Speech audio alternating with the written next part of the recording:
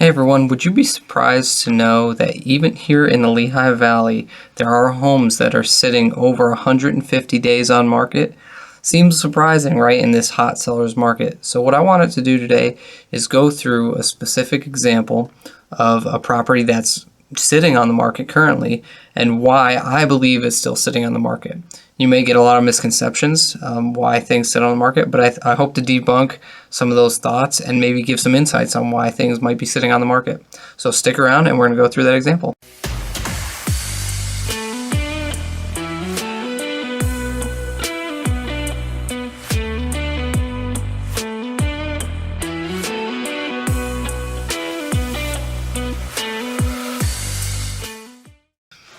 If you're new to the channel, welcome. My name is John Cummings. I'm with Better Homes and Gardens Cassidon Realty. My hope for this channel is to provide you as much value as I can with information about the real estate market, specifically in the Lehigh Valley area.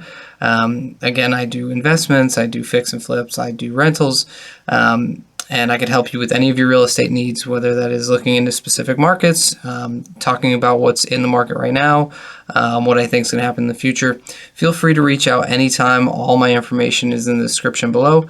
If you have a suggestion for a video, I am always open to doing new videos, so feel free to reach out anytime. So without further ado, I want to take us through a specific example of a property that is on the MLS right now, and just give you my thoughts on why I think it's still sitting. So the first thing I'm going to do is go to the MLS sheet here, and this is what I am able to access as a realtor, real estate agent.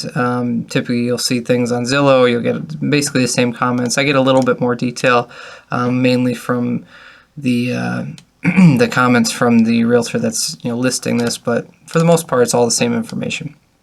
And basically, anything you get on Zillow, Realtor.com, is pulling off of this MLS sheet right here. So this is the, this is what we go by, right? This is kind of everything you need to know about the property, and that's what your realtor may be sending you if you're working with a different realtor and they're sending you properties. This is kind of what they're working with. But anyway, this is in Allentown City, PA, and it's listed at $330,000, and it, like I said, it's been on the market for over 150 days. So, in Lehigh Valley, we're talking about days on market at about, total 20 days for most I mean, that's the average. Yeah, I think that's the average days on market, and clearly it's not anywhere near 151 days.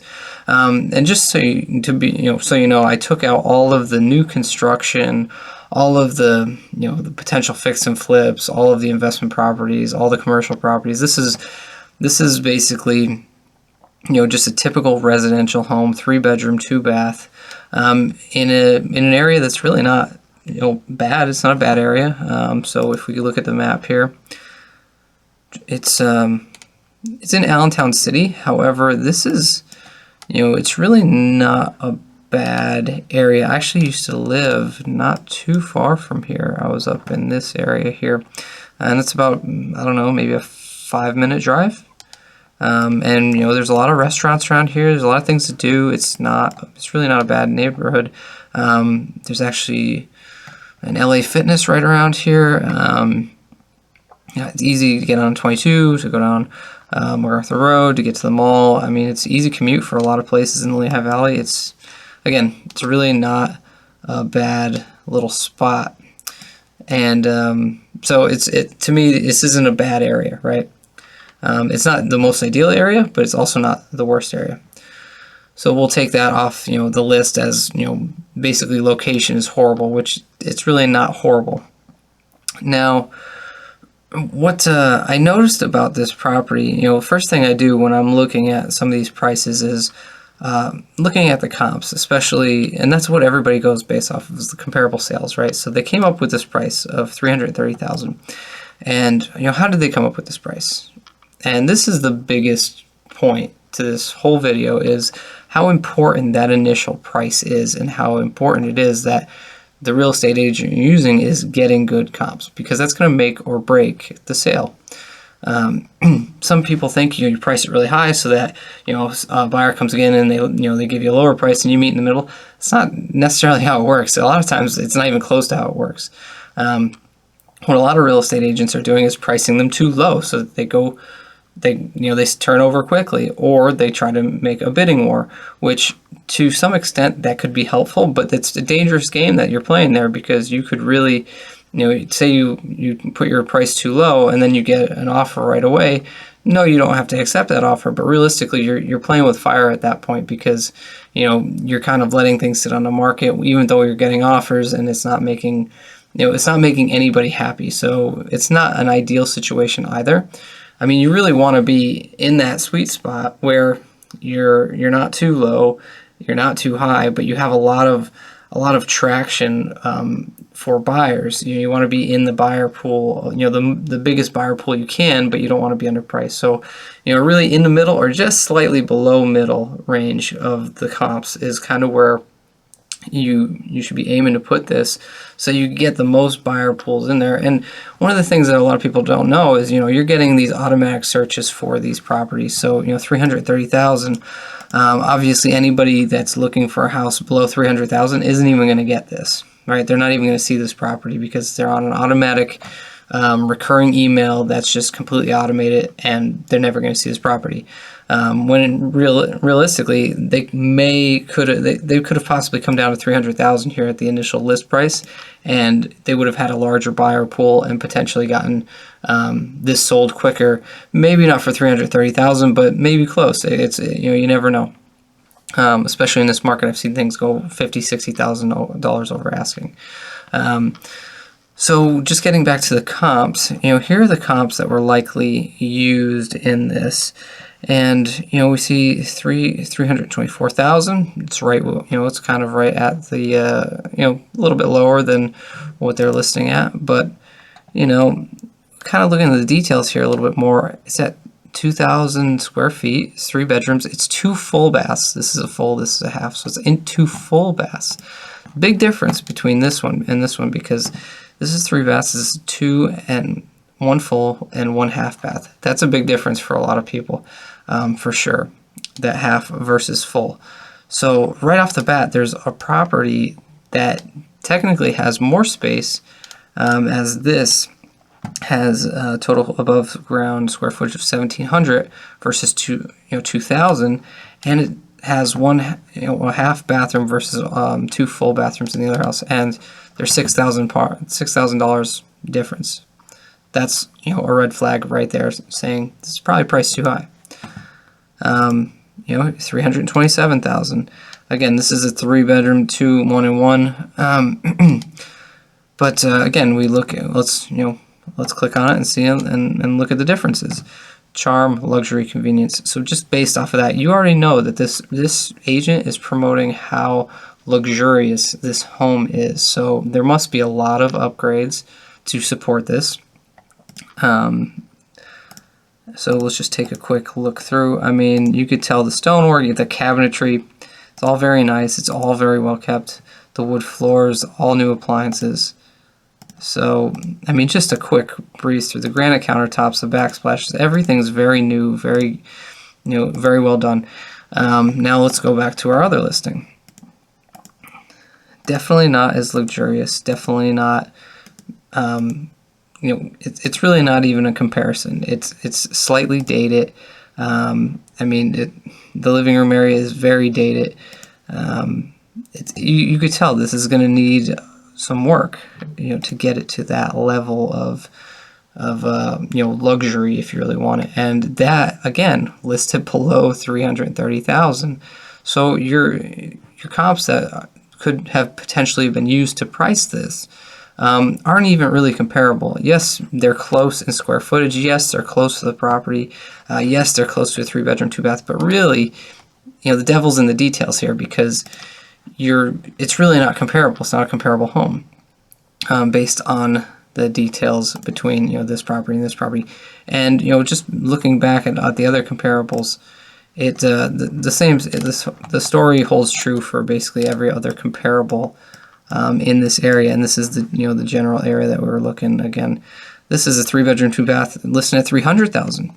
And actually this one that was listed we looked at just now, this was originally listed at 300 and it sold for 327. So that goes to show you something. They originally listed this at 300,000 while this one is listing at 330. You know, just goes to show you how important that pricing component really is when listing your home. And what the other thing that's unfortunate here, if we just scroll through these pictures quick, it's really not done well. You could tell the major difference between what the other realtor had done. They got professional photos. This is not. You can barely see the house. It's just not well done. I mean, yes, they probably got somebody. There's no video walkthrough. There's no major pictures, and it looks like the rooms are small. They just did not do a great job of presenting this, and that's the second biggest thing that you need to do is this is people are looking at this for the first time, and it needs to look good. It's a first impression, and it matters. And I don't think they did this property justice. In fact, if you're looking at the comments here, they didn't put in the solar information. They didn't put in the disclosure form, these are the forms that you typically ask for when you're looking at the details of a home, and they didn't even put it in the MLS listing. So, and it's been up for 151 days, and they still have this information here, and it's a shame that they did this, and they didn't really put in the necessary work to get it fully prepped and ready to go to give people the information to make a move on this home if they were really interested. So that's one of the biggest issues here. Now the third biggest issue, and to be honest with you, this could have been the whole crux of this entire property. The pricing, I could be 100% wrong on, although I don't believe I am. The presentation, again, I could be 100% wrong, but I don't think I am. However, this clause right here, negotiable owner needs to find suitable housing. That is a big deal killer, because realistically, if someone wants to move into their house and they're waiting for someone to find a new home, it just makes it very tricky to work with, and a lot of deals fall through because they could have had buyers that bid on this, and then they just couldn't wait around for the owner to find a suitable house. I mean, you don't know what other people's preferences are. You don't even know where they're moving to. So that clause in and of itself creates a lot of hassle when trying to sell your home. Typically, what we ask people to do is, find their home first, use a bridge loan, and then, especially in a hot seller's market, then sell your home, because you don't really need to hold on to that bridge loan for a very long time. That's what bridge loans are for, is to bridge that gap. So when you're buying and selling, and honestly, it would have been better advice to do that in this situation, because now this seller is in a horrible position. They're in the worst position you could be in. It's been on the market for 151 days. Nobody is looking at this at any point now. The only people looking at this are people that are looking to lowball them. That's just the reality of the situation. Everybody thinks that there's something wrong with this property, and maybe there is. However, it doesn't paint a good picture for the seller. So even if they take it on the market and they put it back on in a couple months, you could easily look back at this property history. Any realtor worth their salt here. Oh, my browser's not working for a second, but any real estate agent that's worth their salt here can go back and look at the property history and see that they took it down and put it back up, and they're going to let their clients know that. And it's just a big question mark. It's a big red flag that makes everything, difficult. It makes everything more, there's more questions. People are digging into it more, and then it eventually leads to price reductions and a lower overall price.